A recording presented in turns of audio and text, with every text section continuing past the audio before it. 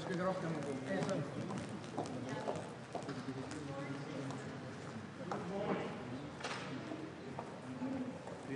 good morning, everybody. Today is an important day. Allies are discussing amongst ourselves about the NATO future, about Ukraine. I want to make some points. The first thing is we need to get rid of this hesitation that Russia cannot lose. Russia can lose and Russia must lose. So we need to support Ukraine. We need to give all needed military support to Ukraine right now. And also we need to secure that the Ukraine will survive the winter. Ukrainians are fighting heavily right now. They have willingness to fight and we need to support them. The second thing is about the security guarantees. Everybody's talking about security guarantees. I see too many peace initiatives. I counted them, more than 27 different peace initiatives. But the case is that Putin has not changed the goal. So we need to put Putin to change the goal. And the goal is now to destroy Ukraine, not to gain more territories. So it's obvious.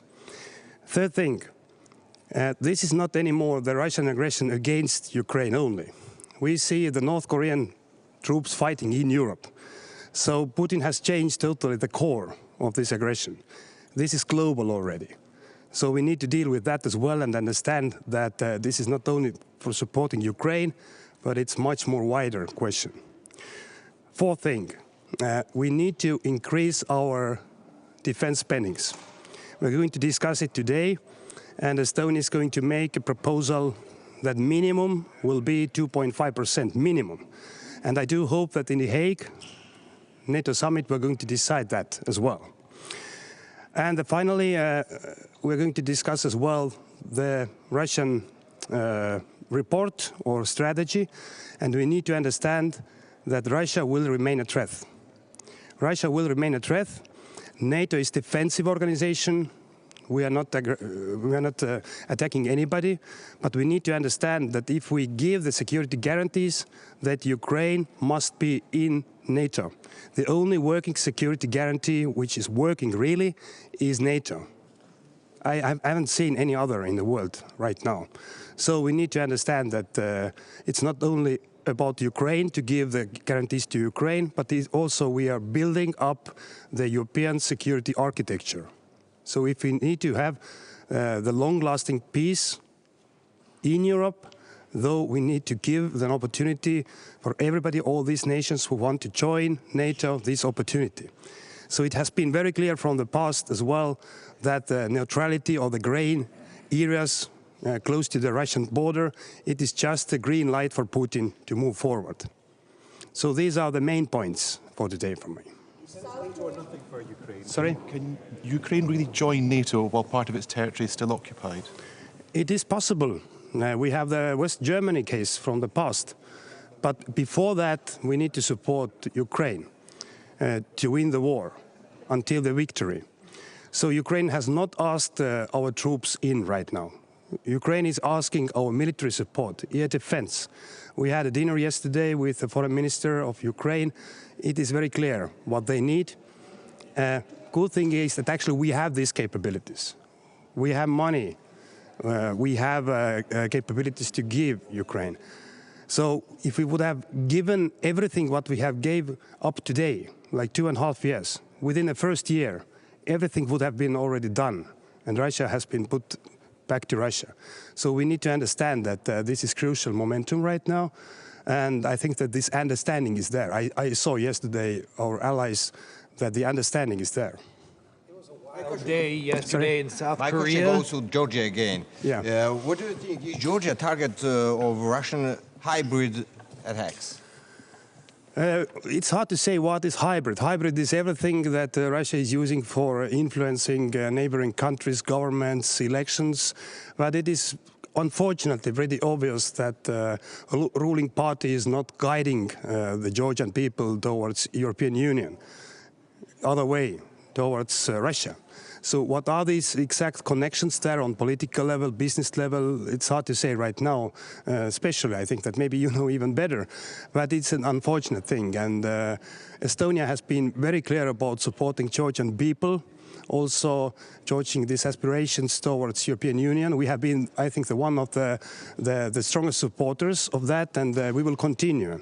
And also Georgian people, they have all the right to demonstrate peacefully on the street, to speak up, and I've said many times that these elections, they doesn't see that they were just and honest elections. So the change of course is not following actually everything what Georgian people have agreed, and also from European Union side. We have delivered everything. We have delivered the visa liberation, we have delivered funds, we have agreed the next steps.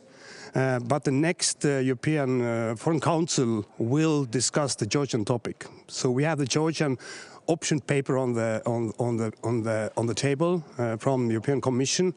There are many steps that EU can do from our side as well, as a ban for the high officials, as a visa liberation questions, and many other things. So the European Union is taking the situation very seriously. South Korea is a very important NATO partner. How concerned are you that the current political events might bring more instability in the region?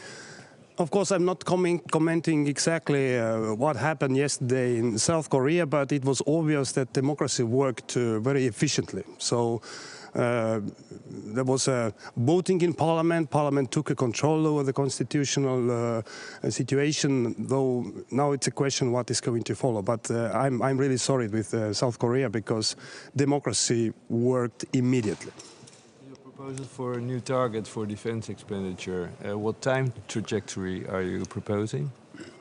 We have adopted the NATO defense plans and the regional plans as well. Estonia is already put in this year 3.4% of GDP, and in addition of that, on top of that, we have 1.6 billion euros worth investment program. So it is going up to 4% for the next year, even maybe more. And these plans, if we see them, 2% is not enough. We are not fulfilling these caps what we need to fulfill. So 2.5% must be minimum. Maybe even 3%. For us, it will be really good thing. And we will propose it for the next summit in The Hague. I hope that this is a place where the allies must decide. And when should the alliance reach this new target? I do hope that that next year or the year later, but of course it's a discussion amongst allies, and also it's a political decisions of every country. But I want to assure one thing: GDP is an honest figure. GDP is measuring actually the burden. What is one or the other country's economy and people and societies are carrying.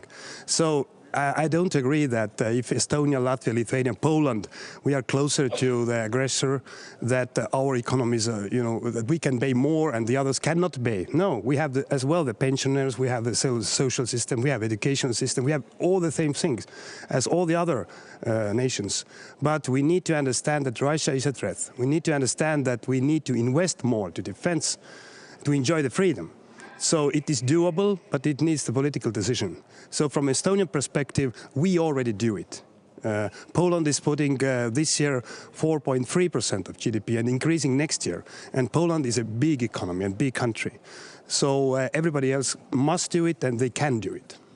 So, good. Have a nice day. Thank you.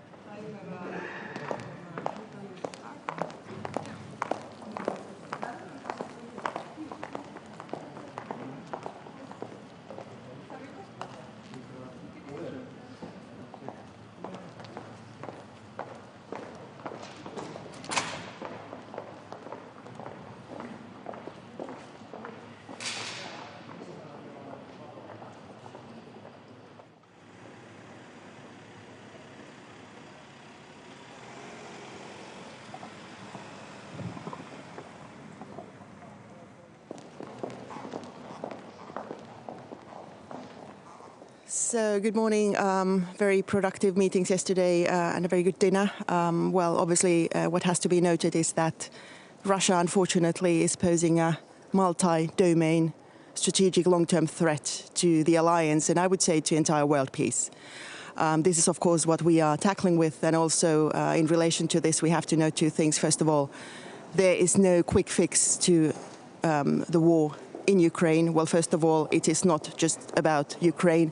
We know that Russia has very maximalist goals on its agenda. So therefore, we have to be very aware of that and also show unity in our response. And the second thing is, of course, that Russia is not only fighting itself, but it has strong allies or at least strategic partners in its war effort, which also has to be taken extremely seriously. At the same time, this is not hopeless. The war economy in Russia is showing very serious cracks to the extent that the inflation is obviously much higher than I guess the reported figures. Otherwise, the central bank would not have been forced to raise the rate to 21% even, which is a sign of ongoing capital flight, not only, typical capital as in currency, but also human capital, which of course spells trouble for the long-term future of Russia. So in the short term, it unfortunately doesn't help what comes to the battlefield, so we have to be just stronger. Also in putting economic sanctions pressure, especially on Russia, but secondly also aiding Ukraine even stronger than we have been able thus far. And Finland is preparing its 26th sanctions package as well, also as the European Union, but defense material assistance package, yes, number 26. And we are one of the strongest providers of military aid to Ukraine as a relation to GDP. And finally, I think we should definitely